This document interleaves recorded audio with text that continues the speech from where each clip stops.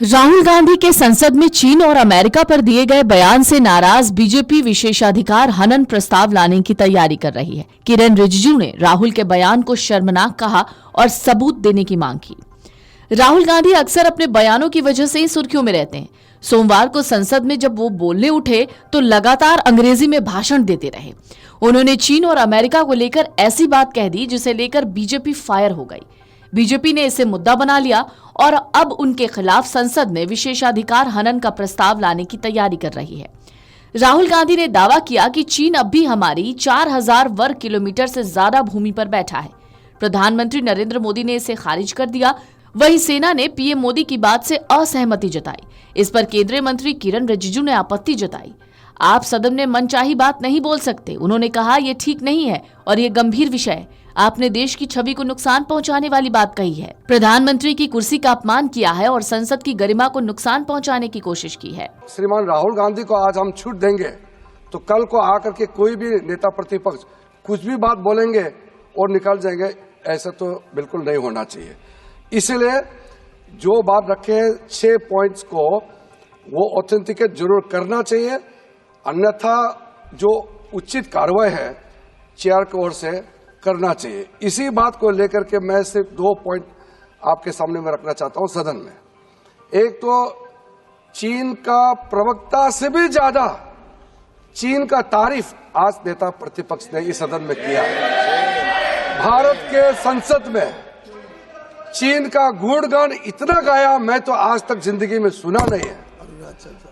और दूसरी बात, नेता प्रतिपक्ष उसी पार्टी से आता है, इसलिए मैं कह रहा हूं 1959 में और 1962 में जितना जमीन हमारा देश का जमीन, चाहे वो लद्दाख हो चाहे अरुणाचल प्रदेश में हो, कहीं भी हो, 1959 और 1962 में जितना जमीन चीन ने कब्जा किया है उसके लिए श्रीमान राहुल गांधी माफी मांगना चाहिए, क्योंकि उसी का परिवार, उसका दादाजी प्रधानमंत्री थे।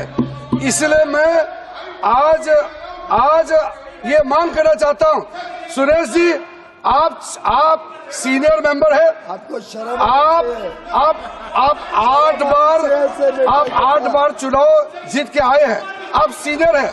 राहुल गांधी जी को आप समझा दीजिए। अभी राहुल गांधी जी बोल के चले गए, लेकिन आप समझा दीजिए ये भारत का संसद है। इस देश में, हमारा भारत का संसद में भारत का अपमान हम नहीं सह सकते हैं। विदेश मंत्री एस जयशंकर की हालिया अमेरिका यात्रा पर भी राहुल ने अजीब टिप्पणी की। उन्होंने कहा पीएम मोदी को डोनाल्ड ट्रंप के शपथ ग्रहण का न्योता मिल जाए, इसके लिए विदेश मंत्री को कई बार अमेरिका भेजा गया। किरेन रिजिजू ने इसे भी शर्मनाक कहा विपक्ष के नेता ऐसा कैसे कह सकते हैं, प्रधानमंत्री और पूरी शासन प्रणाली एक है।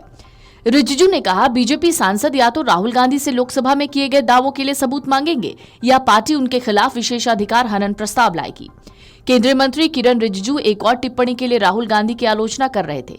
उन्होंने कहा 2 से 3 सालों में Rahul Gandhi SC, ST, OBC के बारे में बात कर रहे हैं।